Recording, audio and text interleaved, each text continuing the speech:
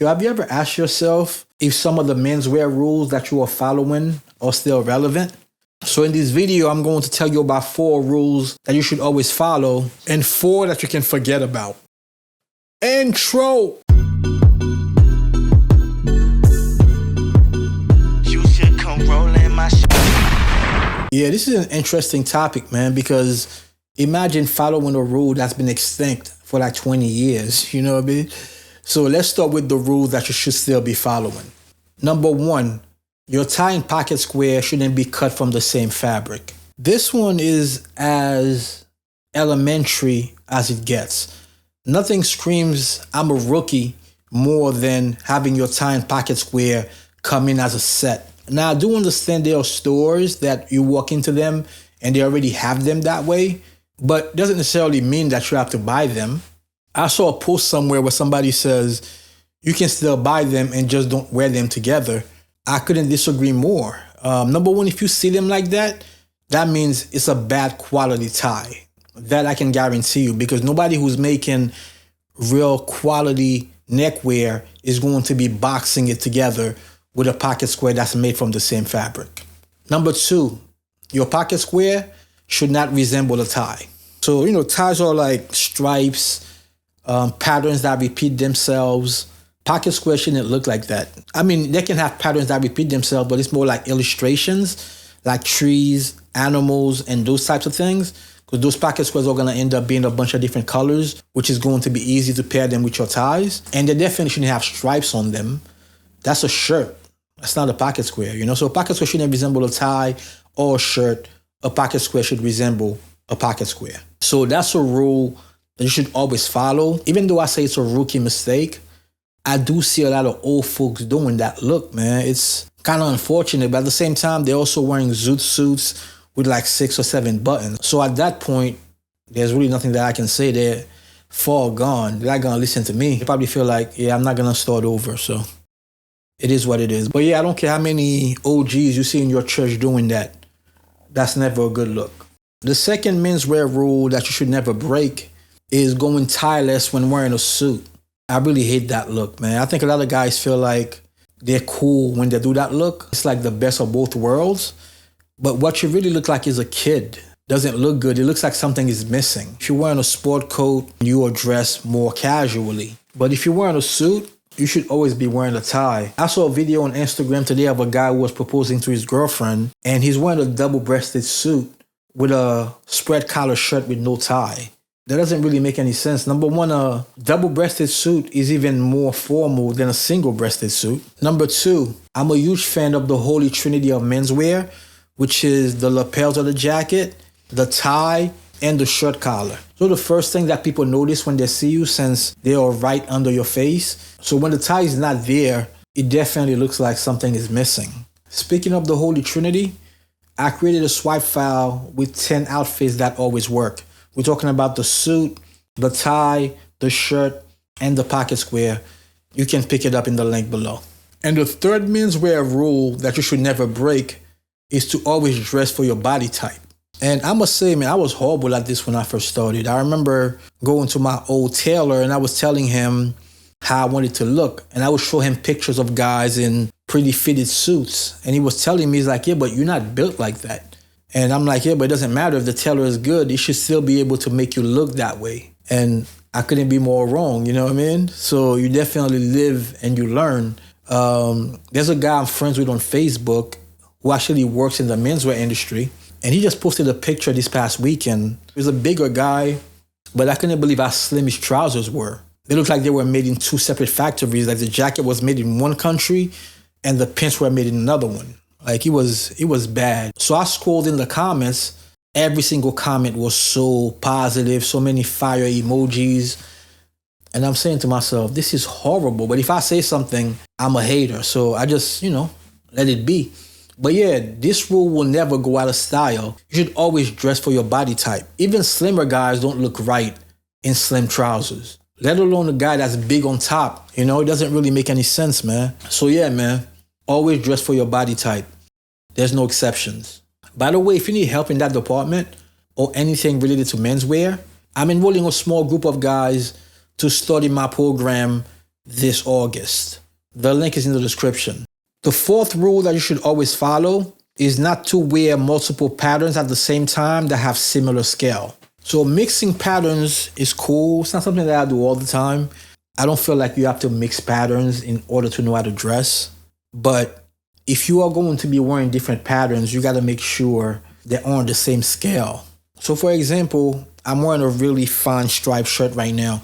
I know to you guys it looks solid, but it's actually a stripe. Let me try to get closer to the camera so you can see. And I'm wearing a striped tie.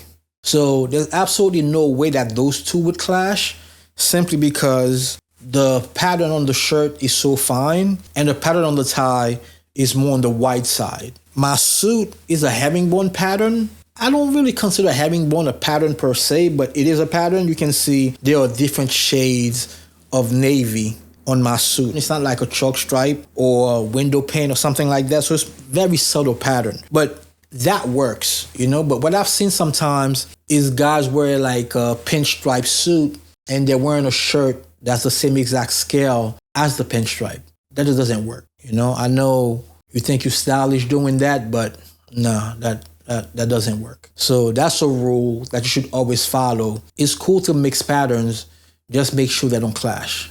Speaking of clashing, once again, I created a swipe file that takes all the guessing game out of it by giving you 10 outfits that always work. That's the shirt, the tie, the suit, and the pocket square, and you can pick it up in the link below. Now, let's talk about the 4 rules that you can forget about because they are way past their prime. Number 1, no brown in town. Now, this is an old adage that started, I want to say, in the UK, and it's referring to your suit as well as your shoes.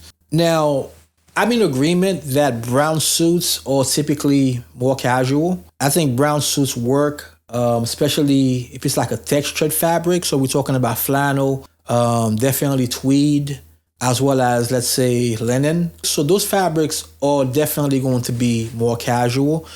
So when you're talking about a worsted suit, you should definitely be looking at navy, similar to what I'm wearing right now, and different shades of gray, from light gray, medium gray, charcoal gray. So those are always going to be more business than a brown suit, although Ronald Reagan would disagree. But when it comes to shoes, although I'm 100% in agreement that there are certain situations and events where only black shoes would work. So think of a wedding, think of something somber, think of an event where everything is at stake and you have to make a great impression. This is where you pull out your black shoes, you know? But outside of those occasions, I think brown shoes work just fine, man. Now, of course, you have to be mindful of the shade of brown shoes compared to your suit. So your shoes should always be darker than the trousers. So if you're talking about a navy suit, you want to be wearing dark brown shoes with that, you know? But if you're wearing a medium gray suit, yeah, you can definitely wear medium brown shoes. I don't see anything wrong with wearing brown shoes. Now, I do understand that there are certain companies that still require for their employees to only wear black shoes. Those kind of companies are few and far in between now. But if you don't work for one of those companies, nah, man, brown shoes work just fine. And I even heard some of the guys who I respect their opinion on menswear mention the same thing. If you're wearing a navy suit, you should be wearing black shoes with it. I disagree. I mean, I think navy and black is a great combination, but I think navy and dark brown is as equally a great combination. So yeah, I don't feel like no brown in town still applies, especially when it comes to your shoes. Now, the number 2 menswear rule that you no longer have to follow is your socks have to match your trousers. Now, I definitely understand where that one comes from, as far as not wanting to break the line of sight, especially for, let's say, someone who's shorter. Like my dad was 5'2", so he always wore the same color socks as his trousers. I'm 5'10", so I'm not saying I'm huge, but I don't have that kind of issue. You know, so for me, I always wear burgundy socks and dark green socks. Those are the only socks you're really going to see me wear. I remember I was speaking to a guy. He has a company where the brand color is burgundy. And every time he wore a suit, he would wear a burgundy shirt. And that was so ugly to me. I'm like, man, this is crazy. And when we started working together, he was telling me that's his brand color, so he always want to wear that. I was like, yeah, I definitely get that. But you can wear the brand color in other ways. Like, for example, myself, I wear burgundy socks all the time. So that would be a great way for you to actually wear your brand colors without looking like you have no idea what you're doing as far as the way you dress. That's the problem too, man. I see so many guys who are very successful, but the way they're dressed don't really reflect their success. So that was definitely the case there, because I don't care what anyone says, you can't make a burgundy shirt look nice. You always want the shirt to be lighter than the jacket and the tie. So if you're wearing a burgundy shirt that's already pretty dark, it just doesn't really work, especially when we're talking about the Holy Trinity. So yeah, I digress since we talking about socks, but yeah, you don't have to wear the same color socks as your trousers. The only thing I would recommend is not to wear clown socks. By clown socks, I'm talking about socks with a whole bunch of different colors at the same time, a lot of patterns, like a bunch of stripes, for example. Like that you don't want, because now you're calling attention to your feet instead of your face. The worst part about it too, the guys who usually wear those types of socks always wear bad shoes. Well, I don't want to say always. There's like one or two guys who do wear clown socks that actually have a good shoe game. So I don't know why you would wear something that's going to call attention to your shoes when your shoes are not even popping. Which takes us to number 3 of a menswear rule that you can throw in the trash, and that's real men don't wear pink. That one I never really understood it, because it's kind of like a sign of somebody being insecure. Even prior to me getting into menswear, I used to wear pink shirts. I'm talking about like pink polos, for example. I think it's hot, man, you know? I mean, I'm fully secured in my manhood, so how's wearing pink shirts going to take away from that? Now, I do think the shade of pink matters. So you want to wear a pink shirt that from a distance can actually pass for white. So it should be like a really light pink. I wouldn't do, let's say, a hot pink or something like that, because now the shirt is going to be calling too much attention to itself. And you never want your shirt to be the focal point. Your shirt should always play the background. But yeah, man, nothing wrong with pink shirts at all. Actually, pink is one of the 3 colors that I usually wear. I wear light blue, I wear white, and I wear light pink. So whoever came up with real men don't wear pink has some other issues that they were dealing with. And the 4th rule that's dated, so you can disregard it, is you can't wear loafers with a suit. You definitely can wear loafers with a suit. Obviously, it depends on the type of suit. So you want a suit that's going to be a bit more on the casual side so that it can pair better with the loafers. But I've even seen worsted suits work with loafers as well. So it does depend on the loafers, also depends on the suit. So context matters. Even though most of the time when I'm in a suit, I do reach for my Oxfords, because I have so many Oxfords that if I don't wear them with my suit, then I can never wear them. But I've definitely worn my suits, especially my flannel suits and my linen suits with loafers. I think they look great. And speaking of looking great, I made a deep dive video on the exact system to be the best dressed in the room. You can watch it here.